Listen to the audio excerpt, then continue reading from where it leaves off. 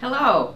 Lots been happening this week at the Capitol. You may have heard it on the radio, seen it on TV, or read about it, but I can tell you a lot of bills have come through very quickly. I'm going to focus my conversation today on a few things happening in the early education realm and education in general.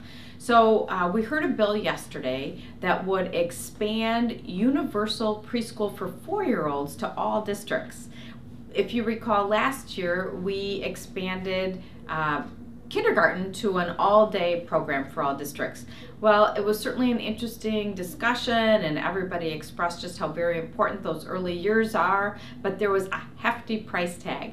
So if I had to predict, I'd say that this is not the year for that, and that in fact what I'm hopeful of is that we do support increased expansion of the early childhood scholarships targeted to the low-income families who are at most risk with their kids for not being prepared.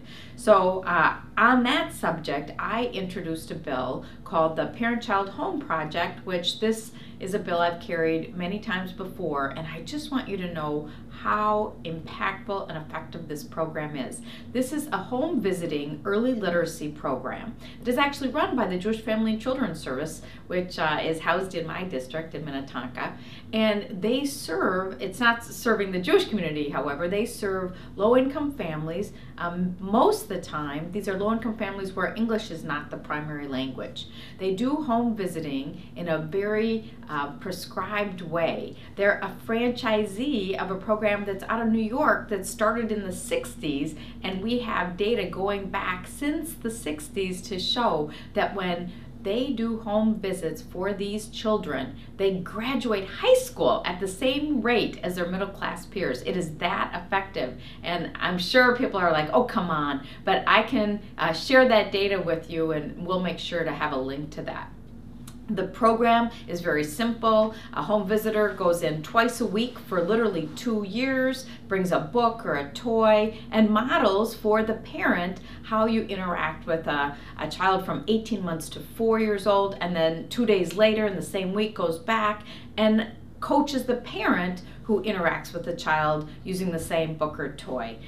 The most exciting thing about this program is not only do we see these increased results with the children's outcomes, but actually the parent, in many cases, decides to go back to school, finish high school, go on to post-secondary. And so in yesterday's hearing, we had someone from the Cass Lake area who this program has expanded to, who shared that they now serve 22 families with this program and had several instances where the parent did decide to further their education. So it was a really exciting hearing, and my colleagues were very impressed with this program, so I think that you will see an expansion of it in this coming session.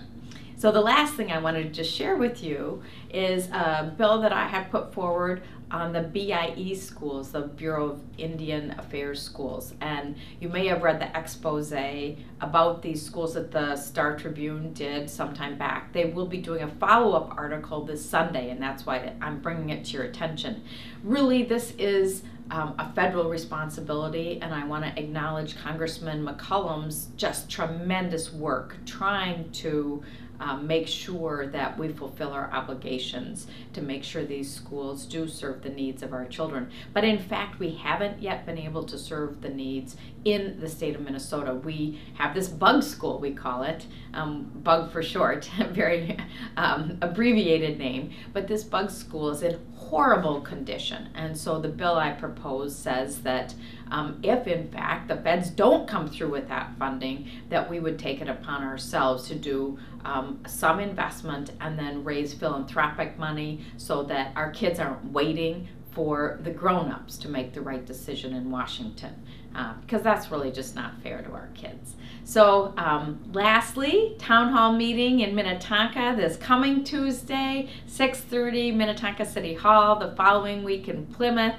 and we'll make sure to put all that information in the e-newsletter, so read that. Thanks very much for tuning in.